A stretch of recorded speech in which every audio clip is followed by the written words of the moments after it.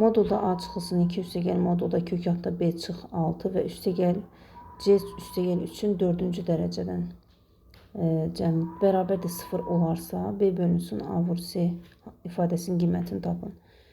Modul kök altda yenə ifadəli bir modul və bir də 4-cü dərəcədən hər hansı bir ifadənin cəmi 0-a bərabərdirsə, bu ifadələrin heç biri ayrı, yəni özləri mənfi verə bilmədiyi üçün yalnız onların 0 qiymətində bu cəm 0-a bərabər ola bilər. Yəni A çıxılsın 2 0-a bərabər olmalıdır, yəni A 2-dir.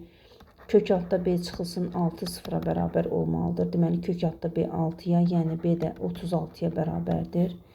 Və C üstəgəl 3-ün də 4-cü dərəcədən qüvvəti heç vaxt mənfi olmadığı üçün bu da 0-a bərabərdir. C də bərabərdir, mənfi 3 olacaq.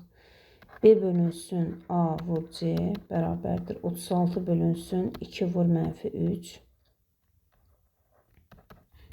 bərabərdir. Mənfi 36 bölünsün 6 olur mənfi 6.